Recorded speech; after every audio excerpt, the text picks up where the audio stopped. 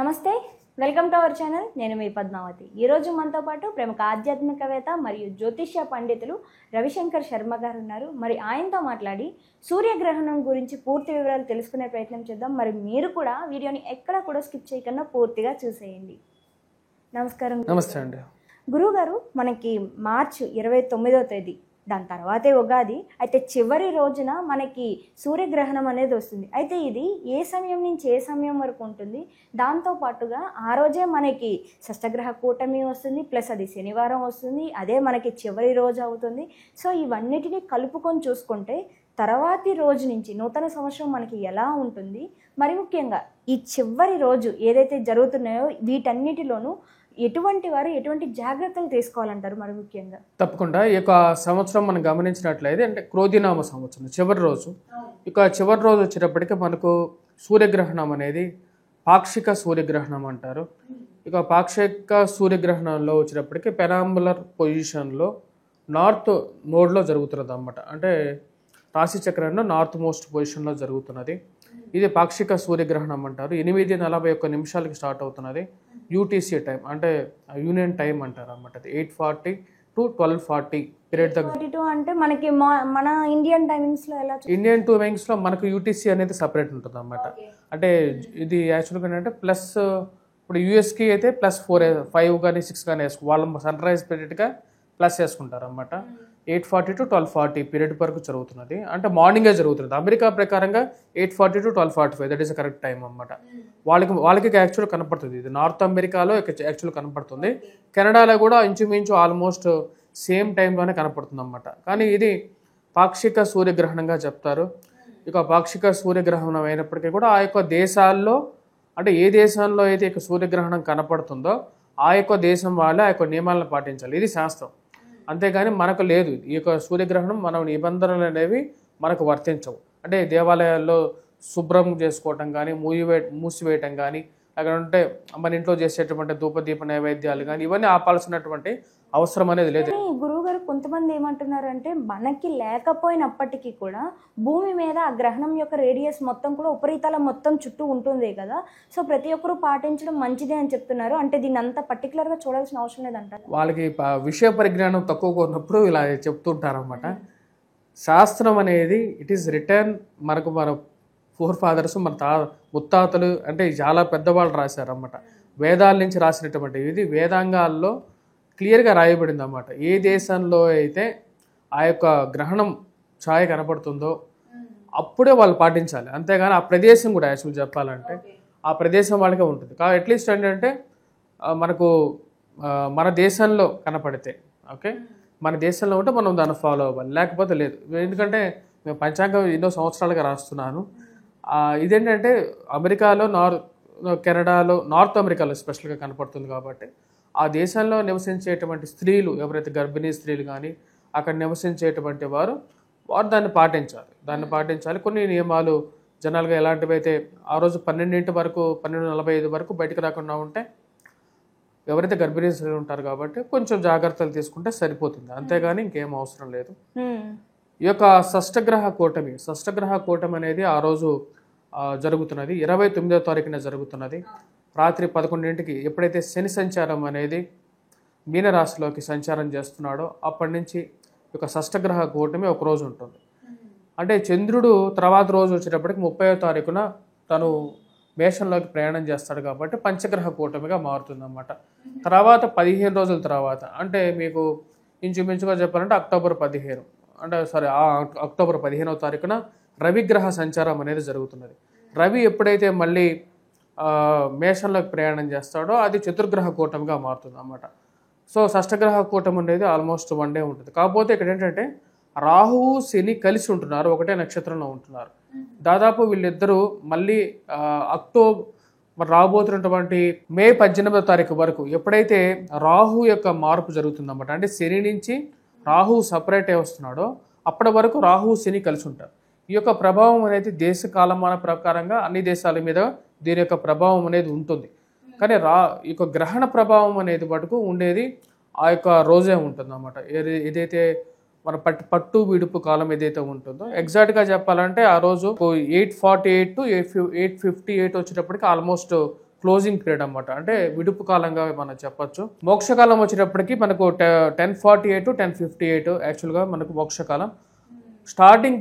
అంటే ఎప్పుడైతే మనకు ఎక్లిప్స్ ఫార్మ్ అవుతుంటుంది కదా, ఎక్లిప్స్ స్టార్టింగ్ పీరియడ్ వచ్చేటప్పటికి 840 to 850 మధ్యలో స్టార్ట్ అవుతుంది.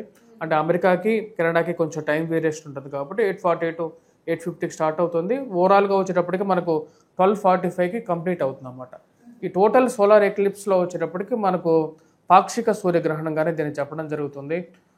మరియు అదేవిధంగా ఈ యొక్క రాహువు శని కలిసినప్పుడు దేశకాలమాన ప్రకారంగా కూడా ఇది అంత మంచిది కాదు. యాక్చువల్గా వచ్చేటప్పటికి కొన్ని ప్రభావాన్ని చూపించగలుగుతుంది. ముఖ్యంగా వచ్చేటప్పటికి ఎక్కడైతే ఫామ్ అవుతున్నదో ఆ యొక్క దేశాల్లో దాని యొక్క ప్రభావం అనేది ఎక్కువగా ఉంది. సో అక్కడ ఉన్న మన ఇండియన్స్ ఎవరైతే ఉన్నారో వాళ్ళు ఖచ్చితంగా పాటించాలంటారు దీని అంతటినీ కూడా.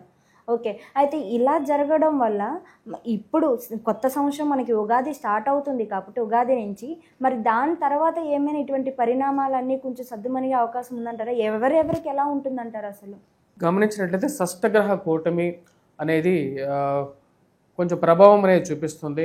ముఖ్యంగా వచ్చినప్పటికి ఆర్థిక పరంగా దేశం మీద కొంచెం ప్రభావం అనేది ఉంటుంది. మన దేశం అనేది కాదు, ప్రపంచం మీద కొంచెం ఎక్కువగా ప్రభావం ఉండడానికి ఎక్కువ కారకంగా ఉంటుంది. ఎందుకంటే దీనికి రాబోతున్నటువంటి కొత్త సంవత్సరంలో అంటే విశ్వావసునామ సంవత్సరంలో గురువు అతిచార స్థితి, అదేవిధంగా కుజుడు కూడా అంత బాగలేడు అన్నమాట. ఏప్రిల్ 3వ తారీఖున కుజుడు వచ్చినప్పటికి, అంటే మన ఉగాది అయిపోయిన తర్వాత వచ్చేటప్పటికి మనకు కుజుడు 30వ తారీఖున మనకు ఉగాది, దాని తర్వాత 3వ తారీఖున 3వ తారీఖున వచ్చేటప్పటికి కుజుడు శత్రుస్థానంలోకి వెళ్తున్నాడు. మనకు ఉగాది జరిగే రోజు శత్రుస్థానంలో నుంచి శత్రుస్థానంలోకి వెళ్తున్నాడు, అక్కడ నీచత్వం మూతున్నాడు అనమాట. డిబిలిటెడ్ స్టేట్ అంటారు, అంటే నీచత్వం మూతున్నాడు. అప్పుడు అక్కడే వచ్చినప్పటికి జూన్ ఆల్మోస్ట్ వచ్చేటప్పటికి 1 or 2 months అక్కడే ఉంటాడు అనమాట. ఈ యొక్క పరిస్థితి వచ్చేటప్పటికి అంత అనుకూలంగా లేదు. యాక్చువల్గా వచ్చేటప్పటికి అనుకూలంగా లేదంటే ఆర్థిక పరంగా చూడొచ్చు అంటారా, లేకుంటే దీన్ని ఏ విధంగా చూడొచ్చు అంటారు? ఇది వైషమ్యాలను క్రియేట్ చేసే విధంగా ఉంటుంది. దేశాల మధ్య వర్గపోరు కానీ, ఒక వర్గం వారు ఒకవైపు రావటం అలా జరగటానికి, యుద్ధకాంక్ష అనేది ఎక్కువగా ఉండటం, యుద్ధానికి ప్రేరేపించేటువంటి మాటలు ఎక్కువగా జరగటం, పెద్ద స్థాయిలో ఉన్నటువంటి వారికి అనారోగ్యం జరగటం ఒకేసారిగా. అంటే ఇది ఓవరాల్గా వచ్చినప్పటికీ ఎకనామికల్ మెల్డౌన్, ఆయిల్, న్యాచురల్ గ్యాసెస్ కానీ ఇలాంటి రేట్లు ఒకేసారిగా పెరగటం అనేది జరగడానికి ఎక్కువగా ఆస్కారం అనేది ఉంది. ఈ సంవత్సరం విశ్వావసునామ సంవత్సరంలో బంగారం అనేది ఉచ్చ స్థాయిలోకి వెళ్తుంది అనమాట. సిల్వర్ అనేది ఆటోమేటిక్గా వెళ్తుంది. సెమీ కండక్టర్ ఇండస్ట్రీ అనేది చాలా బాగుంటుంది. ఈ సంవత్సరం సాఫ్ట్వేర్ రంగం అనేది అనుకూలంగానే ఉంటుంది. కాకపోతే ఉద్యోగ భద్రత అనేది ఉండదు ఈ సంవత్సరం. అంటే ఎప్పుడు ఉద్యోగం ఉంటుందో, ఎప్పుడు దాని నుంచి పదవి నుంచి తీసేస్తారో నమ్మకం ఉండదు అంటారు. అవును, ఉద్యోగ భద్రత అనేది చాలా తక్కువగా ఉంటుంది ఈ సంవత్సరం. జనాలు ఎక్కువగా డబ్బుని విచ్చలవిడిగా తరంగా ఖర్చు పెట్టడం అనేది చేస్తూ ఉంటారు. వాళ్ళకి అవసరమైనటువంటి విషయాల కన్నా అనవసరమైనటువంటి విషయాలకు ఎక్కువగా ఖర్చు పెట్టడం, ఆన్లైన్ షాపింగ్స్, ఈఎంఐలు, క్రెడిట్ కార్డులు, బ్యాంకింగ్ రంగంలో లోన్లు తీసుకోవడం, ఇవన్నీ ఎక్కువ అవుతూ ఉంటాయి అన్నమాట. అంటే వాళ్ళ సంపాదన కన్నా ఖర్చు పెట్టడం అనేది ఎక్కువ అవ్వటం అనేది ఒక మేజర్ ఇష్యూగా. విద్యా సంస్థల్లో ఈ యొక్క డ్రగ్స్ వాడకాలు ఎక్కువగా ఉండటం అనేది ఒక మంచి పరిణామంగా భావించడానికి లేదు. ఈ సంవత్సరంలో విద్యా వ్యవస్థలో విద్యా సంస్థలు ఎక్కువగా డబ్బు సంపాదించగలుగుతాయి. ఎందుకంటే గురువు ఉచ్చ స్థానంలో కూడా వెళ్తున్నాడు అన్నమాట మధ్యలో. ఎలాగైతే బంగారం రేటు పెరుగుతుందో అలాగే వచ్చేటప్పటికి ఫీజులు డబ్బులు కట్టలేక ఇల్లు ఆస్తులు అమ్ముకునేటువంటి పరిస్థితులు కూడా జరిగేటువంటి పరిస్థితి ఉంటుంది. మరియు అదేవిధంగా ఈ సంవత్సరంలో మనం గమనించినట్లయితే మిగతా విషయాలు చూసినట్లయితే క్రూడ్ ఆయిల్స్ అనేవి బాగా డిమాండ్లోకి వెళ్తాయి. అదేవిధంగా వెహికల్స్ కానీ, లేకపోతే జనాలు ఏంటంటే కొద్దిగా విచ్చలవిడితనానికి ఏ మాట అయినా సరే ఎలాగైనా మాట్లాడచ్చు అనే విధానికి అలా మాట్లాడి ఇరుగు పురుగులతో గొడవలు సృష్టించుకునేటువంటి పరిస్థితుల్లోకి వెళ్తారు. కుటుంబ సంబంధ బాంధవ్యాలకి లీస్ట్ ప్రిఫరెన్సెస్ ఇవ్వటం, ఇంట్లో వాళ్ళని ఎక్కువగా అంటే కుటుంబం అంటే అందరూ కలిసి ఉండేటువంటి ఈ యొక్క స్థితి నుంచి ఎవరి పాటికి వాళ్ళు ఉండటానికి ఎక్కువగా ఉండటం, ఇలాంటివన్నీ ఎక్కువగా